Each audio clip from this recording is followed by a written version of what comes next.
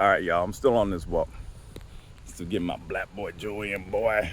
Yeah. All right. Okay. I'm not going to keep talking about Spider-Man Across the Spider-Verse because I love that movie. Probably going to see it again. There's a lot more there. There's a huge twist that I didn't drop, but you can probably figure it out if you watch a lot of comics and sci-fi. Anyway, there was a point from the A side of this walk. It's the B side that I wanted to elaborate on more. It was about Afropessimism. So I introduced Afropessimism in the previous video from this same walk. To expand on Afropessimism a little bit more, I'll walk you through something here. When we think about the hate that exists for indigenous Native Americans, why did that hate exist? I'm not saying we should support that hate. We shouldn't. I have a strong heart for my indigenous cousins and brothers and sisters. It's a very painful struggle. But why? Why does that hate exist? Well, because indigenous Native Americans had the land that white colonizers wanted. You can't take land from someone in a violent and ruthless way if you validate their existence. And you also have to show that they are a strong villain, right? One of the reasons why we have special forces in the military is because white settlers could not match indigenous Native Americans without disease and all this other stuff. Comanche were riding around on horses sideways with no saddles, shooting off arrows faster than these white colonizers could shoot the little musket balls in those primitive versions of guns that they had, right? So the Texas Rangers were started to fight the Comanche. So one of the reasons why we have special forces, because they wanted that land, so they didn't like these people, and there's bugs all over me out here. So they didn't like these people, so they tried to get rid of them. They put a lot of energy and resources towards getting rid of them, as well as killing one of the plains indigenous Native Americans' primary resources, which was the buffalo, almost eradicating it. Buffalo Bill. All right. So while that's horrible, while I disagree with it 100% as a motive, it is logical. You want something, this person has it, so you have to devalue them in order to take it. It's human nature. All right, why do so many people hate Jewish folks? Well, there's a small percentage of them in the world, I think like 17, 18 million, right? And they have a concentration of wealth. They have this kind of stealth strength because their culture has strength, right? Their religion is their culture. Even though there are black and white and different brown and all these different colors of Jewish folks, when we think about them, we think about Anne Frank, right? We think about white Jewish folks. So the hate for them comes around the fact that they are not quite white, right? That they have this concentration of wealth, that they have this very unique culture. And so it's a threat. Look at these crazy white supremacists who hate those people. It's usually about that. They feel threatened by them, right? Now, let me ask you another question. Why do people hate black folks? What do we have? I'm talking about black Americans specifically. Black Africans had land.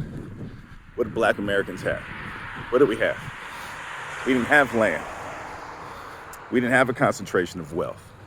Just hated us because we had to be your free labor for capitalism. The hate is irrational. Racism is irrational. I usually don't talk on my phone right here because it's the intersection. I don't like people looking at me while I'm going by, so I feel real crazy right now. But I'm still rolling with it because I'm making a point. That's part of Afropessimism. The hate for black folks is irrational. It does not make sense. It is purely based on the fact that you just want to hate us. And you had to be conditioned to think that for generations. So that conditional thinking is deep. I don't know if this was real or not, but there was this story about these monkeys, these apes, chimpanzees. I don't know if I'm telling this correctly. I don't even know if this is real or if I've even said this in a video before.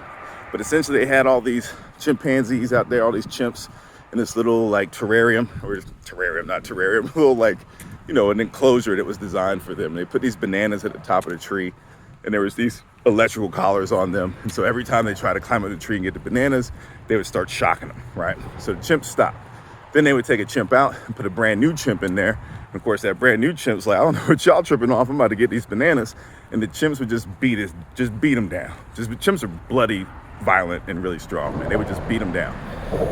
So eventually, they kept swapping all these chimps out, and they took the bananas down, right? Or I don't even know why. They took the bananas down, they took the little shock collars off, and eventually you had new chimps who were in there who were beating the other chimps just for climbing up the tree. They didn't even know why they were beating them.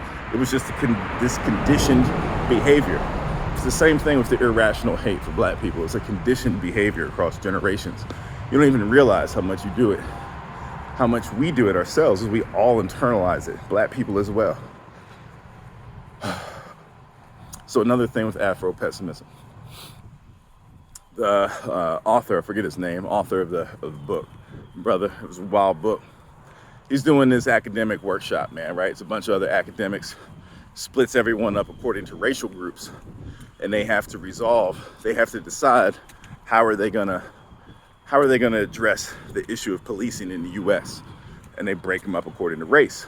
Well, one group of people says, we don't think that we should be here to black folks because we're biracial. Like, some of us have a white parent, some of us have an Asian parent, some of us have a Puerto Rican parent, right?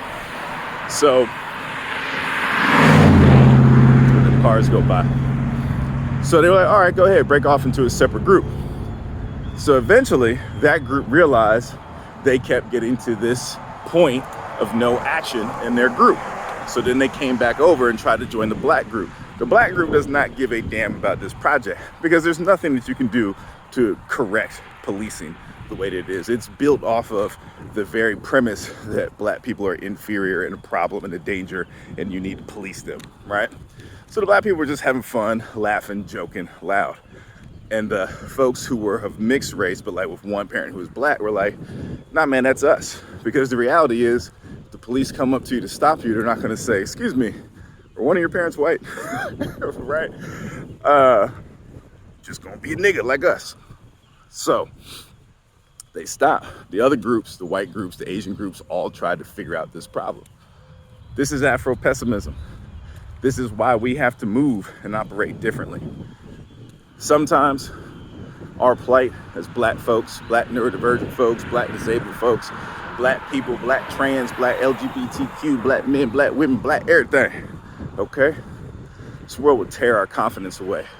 This world will tell us that we are less, tell us that we're less than human, tell us that we can't do it, we can't survive, that we shouldn't be here. People will talk to us in a demeaning, dehumanizing manner as if we don't understand things at a level that is very complex because we had to when we were children. Black people love this country in a different way.